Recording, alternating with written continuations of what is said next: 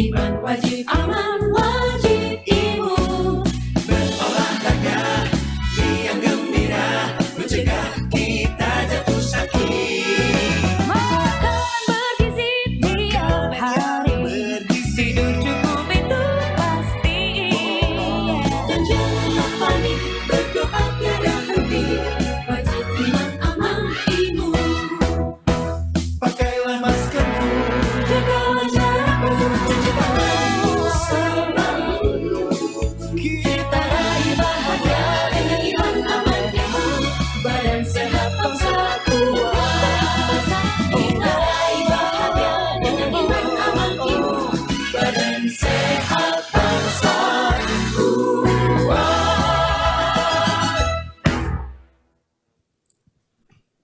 Halo, selamat siang Sobat Tangguh. Apa kabar? Senang sekali saya Egit Hapsari dapat hadir menemani Anda kembali. Semoga tetap sehat dan selalu semangat dalam beraktivitas, serta jangan lengah dan lelah untuk disiplin, menerapkan protokol kesehatan kapanpun dan dimanapun Anda berada.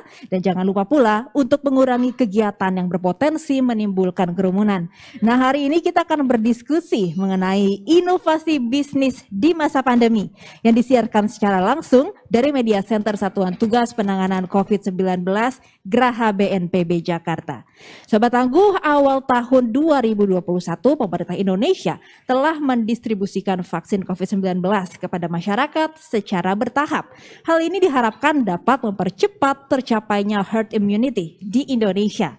Meski vaksinasi tengah dilakukan, masyarakat harus tetap menjalankan protokol kesehatan dengan disiplin karena kita belum tahu kapan pandemi ini akan benar-benar berakhir. Namun vaksinasi memberikan optimisme dan kesempatan bagi pelaku bisnis untuk melakukan berbagai langkah inovasi dan bangkit di tengah berbagai tantangan akibat pandemi. Lantas bagaimana kita dapat terus bergerak dengan terus melakukan upaya inovasi agar bisnis terus berjalan? Telah hadir bersama kita siang hari ini sejumlah narasumber. Yang pertama Bapak Anton Wardaya selaku founder dan CEO of Wardaya College. Selamat siang Pak Anton. Selamat siang. Kabar sehat ya? Sehat semuanya. Sehat semuanya. Dan narasumber kedua kita adalah Bapak Patrick Gunadi yang merupakan seorang praktisi digital, CEO dan co-founder di Danamart. Selamat siang Pak Patrick. Selamat siang, baik kita. Kabar sehat juga ya? Sehat selalu. Sehat selalu. Narasumber selanjutnya yang ketiga Bapak John Alan, seorang pengusaha desain interior. Halo, selamat siang Pak John. Selamat siang Mbak Egit. Sehat juga Selamat siang ya? Sobat Tangguh. Salam Sehat. semangat ya. Oke, Semangat. terima kasih ketiga narasumber sudah menyempatkan waktunya untuk hadir bersama kami di sini. Dan sebagai informasi Sobat Tangguh, sebelum kita mulai perbincangan, kondisi studio telah disanitasi, mikrofon yang kami gunakan juga sudah didisinfeksi, dan kami juga senantiasa menjaga jarak serta tetap mengenakan masker. Talk show ini juga memperhatikan protokol kesehatan dan ditujukan untuk semua kalangan. Seperti biasa sebelum memulai dialog kita akan menggunakan hand sanitizer terlebih dahulu. Silakan masing-masing narasumber. Baik.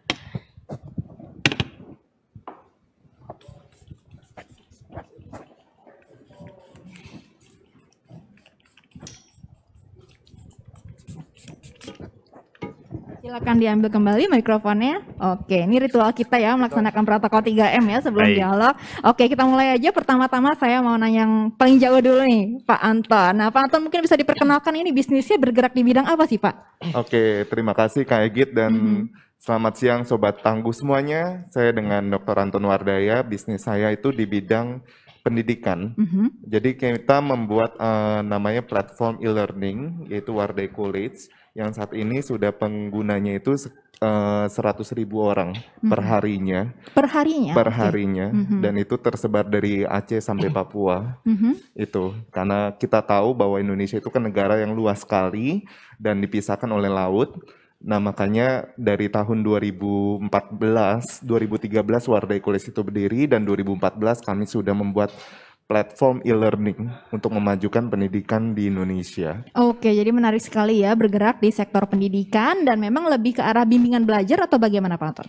Lebih ke persiapan buat olimpiade dan ke persiapan buat menuju universitas unggulan baik dalam maupun luar negeri. Oke, wah jadi mencetak juara-juara kompetisi nasional dan internasional ya anak-anak Iya, terbaik bangsa. benar, Kak, gitu. Nah Pak Anton, ini kan kita tahu nih dunia pendidikan ini mengalami perubahan dan kebiasaan yang sangat berbeda apalagi di masa pandemi ini. Semuanya serba online, e-learning, work from home gitu, dan juga dari dunia pendidikan ini, menurut Pak Anton sendiri bagaimana penyesuaian ini berlangsung di tempat Bapak?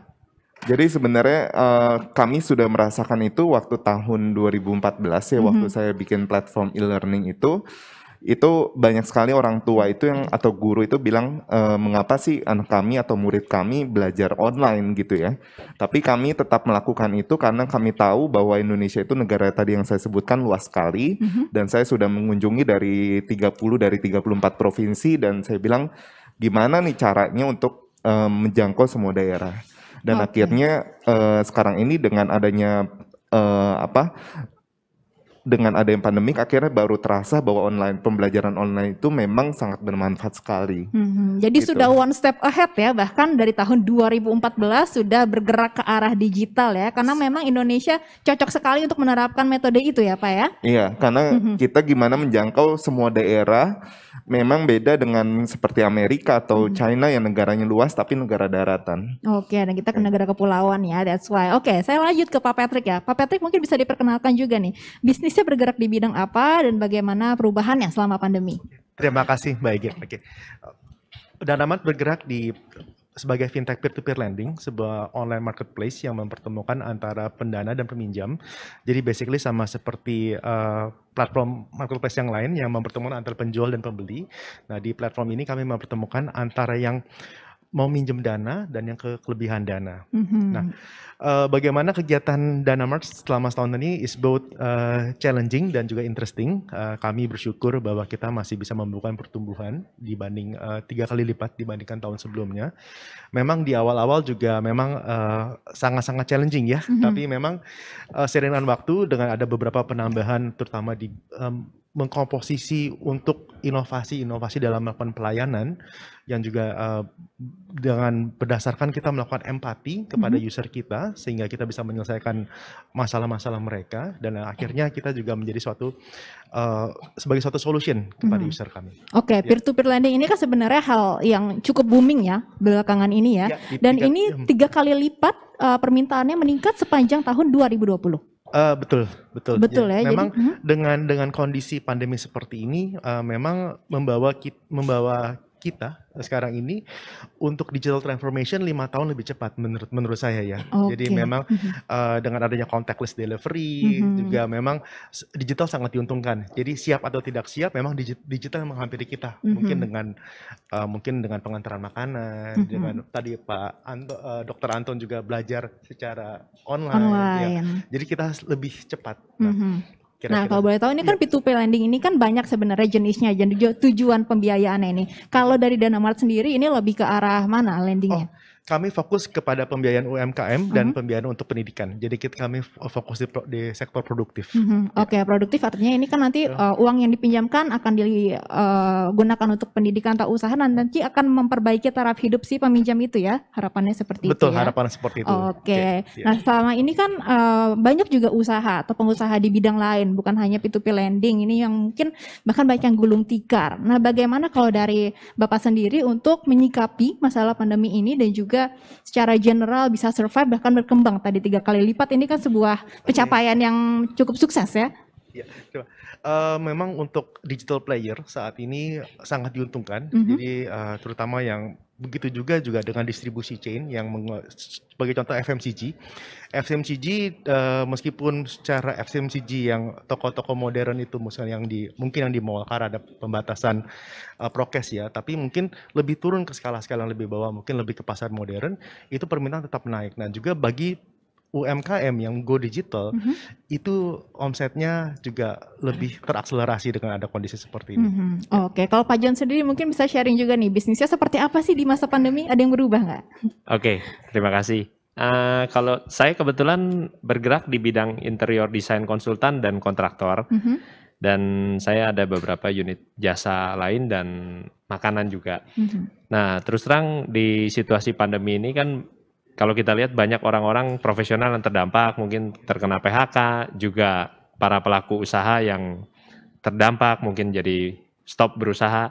Nah, di sini saya terpanggil untuk memberikan, saya beberapa waktu lalu sempat menjalankan ada share di pelatihan bisnis, buka sebuah kantor pelatihan bisnis.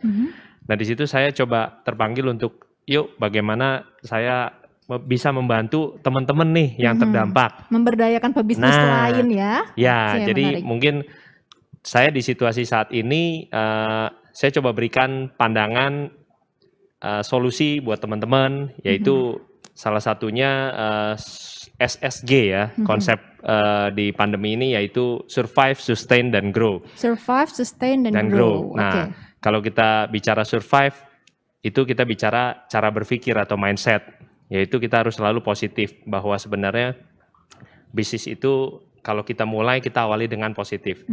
Kan banyak juga yang memang gagal, tapi kenapa toh sampai hari ini masih banyak juga yang ingin melakukan bisnis. Nah, yang berikutnya, yang poin kedua adalah belief system, keyakinan kita. Nah, bahwa bisnis itu adalah berproses. Jadi di setiap krisis pasti ada peluang. Contohnya di 98, banyak juga saudara-saudara kita yang memang bertumbuh. Nah, saat sekarang pun contohnya Dr. Anton ini bertumbuh pesat. Jadi saya percaya ketika sistem keyakinan kita terhadap bisnis itu bahwa ini baik, positif, nah itu akan bertumbuh. Kemudian kalau kita bicara tadi sustain, itu adalah aktivitas atau strategi-strategi yang dijalankan.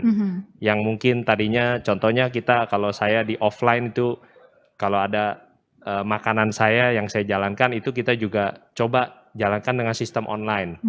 Di awal-awal saya rasa semua terdampak, tapi kesini-sini mungkin tetap bisa offline, tapi dengan pengurangan kapasitas, yang artinya juga pengurangan omset. Nah, makanya kita harus mencari strategi-strategi atau peluang-peluang baru untuk bisa berjalan dan bahkan bertumbuh. Nah, kalau dari sisi grow itu adalah hasil dari cara berpikir dan keyakinan kita ditambah aktivitas-aktivitas kita, akhirnya kita jadi bertumbuh. Oke, tadi ya formulanya SSG ini menarik banget, baru mulai udah keluar nih ilmu-ilmu coachingnya, udah bisa langsung dipraktekin ya. Nah, kalau kita balik lagi untuk topik masalah bisnis yang Bapak jalankan, ini kan desain interior ini sangat erat sekali dengan daya beli masyarakat terhadap properti. Nah, kita tahu setahun kemarin ini daya beli masyarakat menurun. Nah, untuk desain interior sendiri gimana? Masih ada marketnya nggak?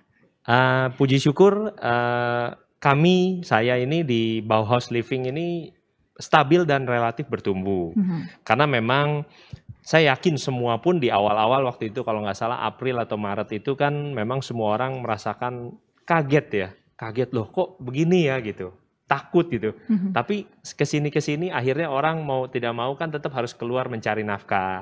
Dan mereka pun harus akhirnya beraktivitas ya, yang tadinya memang menjalankan rencana membuka usaha, mereka pun harus berbuka akhirnya. Yang pada saat itu pemerintah melaksanakan lockdown, itu pun saya dan customer saya pun juga akhirnya tetap deadline-nya sesuai target. Nah, akhirnya kami tidak berhenti beroperasi, tetap beroperasi. Jadi demand-nya masih ada atau justru meningkat? Kecenderungan meningkat karena kan dengan orang work from home, school from home, yang tadinya kita bisa dengan meja ala kadarnya, akhirnya kan lama-kelamaan orang merasa duduk begini capek juga seharian gitu kan. Akhirnya orang udah mulai ini dibikin lebih baik, lebih dingin, sinyal handphonenya mungkin ruangan kedap. Nah, seperti itu. Jadi timbullah permintaan-permintaan. Karena kita lebih banyak stay at home gitu, jadi kita lebih ada dorongan untuk menciptakan rumah yang lebih nyaman. Nah, disitulah bisnis desain interior ini bangkit ya justru di masa pandemi ini ya. Nah, tapi kan kalau misalkan kita sebagai klien dari desain interior consultant gitu kan, kita harus ketemu, datang langsung survei. Gimana penyesuaian di masa pandemi ini? Yang pasti yang pertama protokol kesehatan. Kita jaga jarak dan kapasitas tim kami yang hadir juga tidak bisa full tim, melainkan hanya sebagian ataupun pekerja-pekerja di lapangan. Juga menggunakan standar protokol kesehatan yang ketat, masker dan hand sanitizer. Nah, kemudian kalau lain-lain bisa diefisienkan dengan online. Toh juga kesini customer itu walaupun customer saya secara generasi sudah baby boomer umumnya, jadi mereka akhirnya terbiasa menggunakan paling sederhana WhatsApp. WhatsApp ya. Iya. Oke, jadi sekarang banyak ya teknologi yang bisa memungkinkan kita untuk bertemu virtual begitu Iya. ya. Termasuk Iya. juga sekarang desain udah bisa 3D, 4D, Iya. tinggal dikirim ya. Setuju. Iya, thanks to teknologi Iya. ya. Nah, kalau Pak Anton gimana kalau kita lihat sektor bisnis di bidang edukasi ini kan menarik karena memang bisnis dari Wardaya College sendiri memang sudah go online dari tahun 2014. Tapi pandemi ini ada suatu hal yang berbeda nggak atau inovasi apa aja yang dilakukan? Ya, jadi kalau kita lihat sebenarnya ada 4 sektor ya. Kalau krisis itu datang, itu dampaknya nggak terlalu besar. Pertama itu sektor pangan, karena semua orang pasti butuh makan. Kedua itu adalah sektor kesehatan. Kesehatan itu pasti orang sakit pun pasti mesti berobat segera. Ketiga itu adalah sektor energi. Termasuk itu energi dalam hal ini seperti internet. Ya, karena semua orang sekarang ini zaman internet. Keempat itu adalah sektor pendidikan. Karena pendidikan itu pasti semua orang tua itu pasti prioritas pendidikan anaknya walaupun dalam keadaan sulit apapun. Nah, ketika pandemik seperti ini, memang banyak sekali cara perubahan ya, cara belajar gitu ya. Tadi yang saya sebutkan dari belajar online, onsite jadi belajar online, itu dari biasanya orang terbiasa dengan face to face gitu ya. Sekarang ini akhirnya mereka bisa belajar online dan itu Wardaya College itu meningkat jadi 5 kali lipat. 5 kali lipat? Ya, Oke. 5 kali lipat audiensnya, pemakaiannya, usernya dari sebelum pandemik. Wah. Seperti itu dan bahkan kita sudah kedatangan investor juga dari luar seperti Wah, itu. jadi keren ya. Jadi justru masa pandemi ini menjadi momentum untuk terus bangkit ya. Iya. Nah, tapi dari pelajar secara daring atau online ini bagaimana plus minusnya yang Bapak rasakan? Tentu kalau misalnya itu kita harus melakukan inovasi seperti misalnya cara pembelajaran daring ini seperti gimana sih supaya mereka tidak monoton ya. Murid-murid itu tidak monoton, mereka bisa belajar dengan menarik. Nah itu tentu ada istilahnya pedagogi lah ya. Cara mengajar yang menarik, yang menyenangkan, yang asik gitu ya. Apalagi generasi milenial sekarang ini kan generasi yang mereka lebih banyak lihat ya, visual seperti itu. Nah, dengan adanya YouTube, terus ada open source lainnya dari luar negeri itu akan sangat membantu sekali. Oke, jadi menarik sekali ya. Jadi narasumber kita hari ini malah justru bangkit ya bisnis-bisnisnya di masa pandemi ini ya. Suatu hal yang bisa diapresiasi. Nah, gimana kalau Pak Patrick sendiri? Kalau kita ngomong soal adaptasi, penyesuaian masa pandemi ini, P2P lending kan memang basisnya online. Tapi apakah ada cara-cara lain sebelumnya yang harus bertatap muka? Tidak ada. Nggak ada ya? Tidak Jadi ada. Jadi pure kita online? pure online. Oke. Pure online. Nah, Jadi selama pandemi ini gimana? Ada adaptasi juga? kita ada menyesuaikan satu produk baru menyambung dengan apa inovasi ya. Jadi kita memberi satu layanan kepada lembaga pendidikan. Jadi di saat mereka pada semua belajar untuk daring, inilah menurut kami adalah momen yang tepat untuk kita memberikan masuk ke segmen lembaga pendidikan agar mereka bisa upgrade fasilitasnya mumpung siswanya semuanya daring. Nah, ini menjadi suatu solusi kepada lembaga pendidikan dan juga segmen yang baru dan kami melihat bahwa ini sebagai suatu solusi dan juga permintaannya membuat kami jadi bertumbuh karena memang menjadi sebagai momentum. Jadi justru sebagai momentum juga ya. Betul. Nah, ini lebih banyak porsinya yang menggunakan jasa P2P lending ini untuk pendidikan atau usaha sih selama pandemi ini, Pak? Oke, saat ini masih 70-30, 70 untuk di UMKM dan 30 untuk di sektor pendidikan. Oh gitu, justru banyak melahirkan pengusaha baru ya di masa pandemi ini ya? Gimana, fenomenanya menarik juga? Ya, karena lebih proses yang lebih mudah dan juga lebih cepat dibanding lembaga keuangan konvensional lainnya, fintech ini menjadi salah satu opsi terbaik untuk mereka mendapatkan pendanaan di masa pandemi.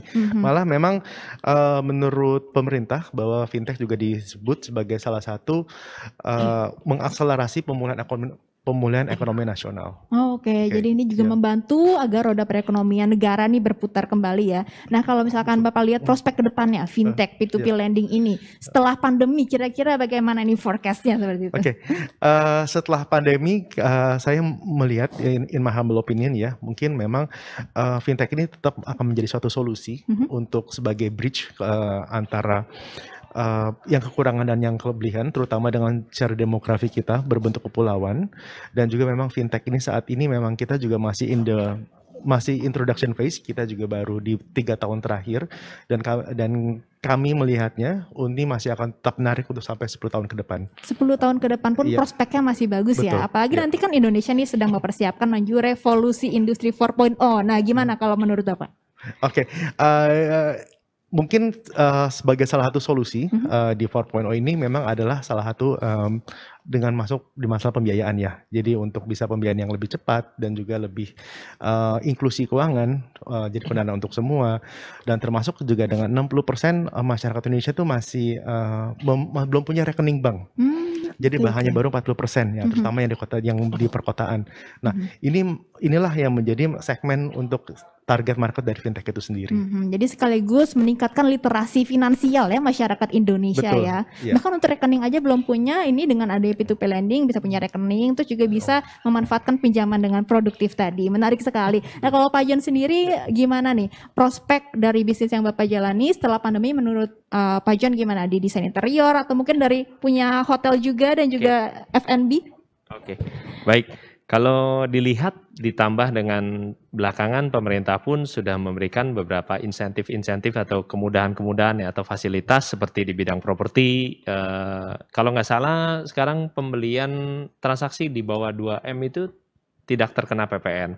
Itu kan sudah salah satu insentif yang diberikan untuk calon pembeli-pembeli ya. Termasuk dari developer juga ada, Iya. dari bank juga ada insentifnya ya. Nah, sehingga mungkin saya yakin karena industrinya properti harusnya lebih masih ke depan masih prospeknya cukup baik. Apalagi betul nggak sih kemarin-kemarin tuh sempat ada beberapa pengusaha juga yang bilang kalau tahun 2020, 2021 ini adalah saat terbaik untuk membeli properti. Gimana menurut Bapak? Ya, terus terang itu ada benarnya. Karena kan di saat-saat sekarang pun banyak juga yang terdampak sehingga mereka mau tidak mau dengan sangat terpaksa mereka akhirnya menjual.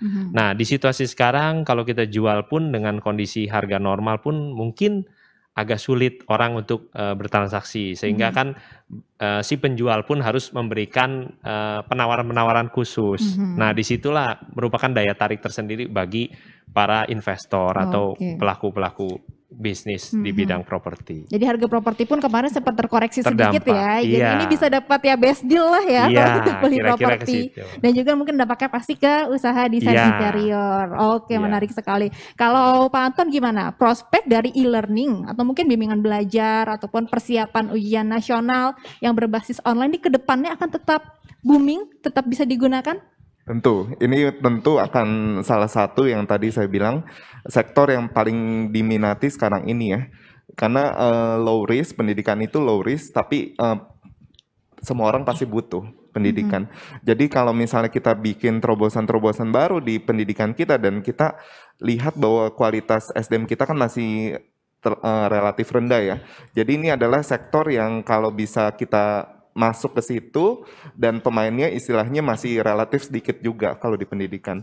Gitu Jadi ya? kompetitifnya itu juga kompetisi di playernya itu nggak terlalu banyak juga. Oke, apalagi masa pandemi ini semuanya serba online, ini saat yang baik ya untuk memulai usaha. Tapi untuk yang baru ingin memiliki niat atau mungkin bahkan baru memulai usaha di bidang pendidikan, ada tips-tips yang bisa di-share bagi para pemula supaya kita tetap bisa survive nih di masa pandemi?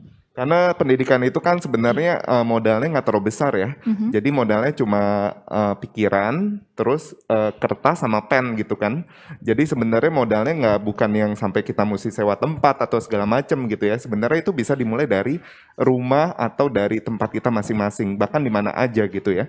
Jadi kalau misalnya sekarang ini saya bikin terobosan misalnya seperti lomba kan biasanya mesti onsite gitu ya. Nah sekarang dengan adanya sistem online, akhirnya saya bisa menjangkau semua daerah di Indonesia, bahkan di luar negeri juga, seperti Tapi itu. untuk persebaran internet se Indonesia saat ini kan kita tahu kendalanya masih di situ, infrastruktur yang disiapkan pemerintah memang belum menyosor ke daerah-daerah terpelosok. Ini menghadapi kendala dan tantangan ini gimana? Jadi kalau saya lihat pemerintah sendiri sebelum pandemik itu udah serius untuk menangani infrastruktur ya. Jadi waktu saya ke daerah Papua ya sebelum pandemi, mungkin sekitar 5 tahun yang lalu, sama sebelum pandemik sekitar 2 tahun yang lalu, itu cukup menurut saya signifikan sekali perubahannya. Bahkan mereka itu sudah bisa update status Facebook atau Instagram. Oke, jadi sekarang sudah lebih merata dan Pak Anton ini optimistis ya ke depannya internet akan lebih bisa dinikmati seluruh rakyat Indonesia dan bisnis di bidang edukasi ini memiliki prospek yang baik ya gitu. Ini bisa jadi sebuah penyemangat nih buat pebisnis ya Sobat Tangguh ya. Iya, apalagi yang kita mau menghadapi momentum bonus demografi. Iya. Nah, ini kualitas sumber daya manusia kita yang harus ditingkatkan untuk menghadapi momentum ini. Sayang sekali kalau kita punya usia produktif banyak tapi tidak disiapkan dengan baik, apalagi sekarang ini banyak pekerjaan yang akan digantikan oleh mesin atau robot. Itu menarik sekali bonus demografi ini menjadi bisa dibilang privilege tapi juga tantangan kita nih dan edukasi adalah salah satu kunci utamanya. Baik, nah kalau dari Pak Patrick sendiri bagi para Sobat Tangguh nih yang kira-kira aku ingin usaha nih bisnis, masih memiliki niat atau mungkin sudah mulai tapi baru di tahap awal, ada tips-tips yang bisa di-share? Oke, terima kasih. Sobat Tangguh, jadi terus berinovasi. Jadi mungkin dari inovasi itu mungkin bagaimana kita bisa membantu prospek-prospek customer kita dengan semakin besar yang banyak kita bantu. Disitulah juga dengan semakin besar tantangan, tapi situ juga seperti yang Pak John bilang itu juga akan ada peluang.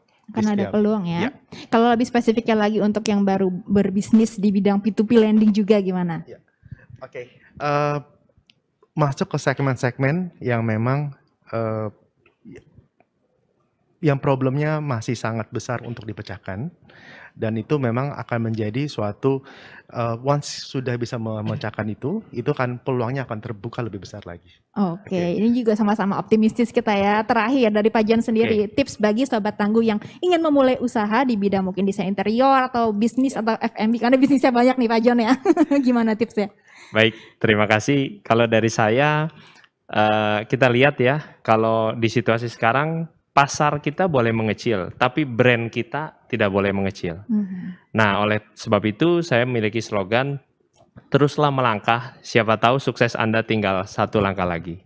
Nah, jadi teruslah bergerak, kita melangkah, dan melakukan strategi-strategi kita cobalah berinovasi, berkreasi, sehingga tidak terdampak oleh apapun. Ini kan faktor eksternal. Bisnis itu ada faktor eksternal, internal. Nah, kita sudah harus antisipasi hal-hal seperti itu. Maka dari itu, kalau kita melangkah melakukan inovasi seperti tadi yang Dr. Anton lakukan, belajar daring, itu salah satu yang terobosan yang luar biasa yang ke depan akan bertumbuh dengan pesat. Dari saya sih pesannya itu, teruslah melangkah, jangan putus asa, tetap semangat. Siapa tahu sukses Anda tinggal satu langkah lagi. Satu langkah lagi. Jadi one single step does matter gitu ya. Jadi jangan diam aja nih ya. Terima kasih, menarik sekali ya tadi tips dan juga sharing pengalamannya dari Pak Anton, Pak John dan juga Pak Patrick. Semoga nih dengan rajin yang melihat atau menonton Selasa Bersama HIPNI banyak pengusaha-pengusaha juga yang bisa survive atau bahkan berkembang seperti pengusaha-pengusaha yang sudah hadir di studio pada hari ini. Oke Sobat Tangguh, tiba saatnya kita di penghujung acara. Semoga bincang-bincang hari ini bisa bermanfaat buat kita semua ya. Jangan lupa untuk selalu memakai masker dengan benar, menjaga jarak dan menghindari kerumunan, mencuci tangan dengan sabun dengan air yang mengalir, dan yang terakhir mengurangi mobilitas. Ingat juga pesan Ketua Satgas COVID-19 Letnan Jenderal TNI Doni Monardo. Apa yang kita lakukan agar disiplin dan patuh memakai masker, menjaga jarak dan menghindari kerumunan, serta mencuci tangan belum sebanding dengan beratnya perjuangan dokter dan tenaga kesehatan yang merawat pasien di rumah sakit. Mereka yang mengabaikan protokol kesehatan sehingga menimbulkan korban jiwa bukan hanya dimintai pertanggungjawaban di dunia tapi juga di akhirat. Dengan demikian saya akhiri talk show kita siang hari ini. Saya Egit Hapsari bersama tim yang bertugas dan para narasumber pamit undur diri. Selamat siang dan salam tangguh. Salam tangguh. Salam tangguh. Ya. Thank you Bapak-bapak. Ya. Thank you. Terima kasih Kak Egit. Salam. Hari dengan 3 wajib iman.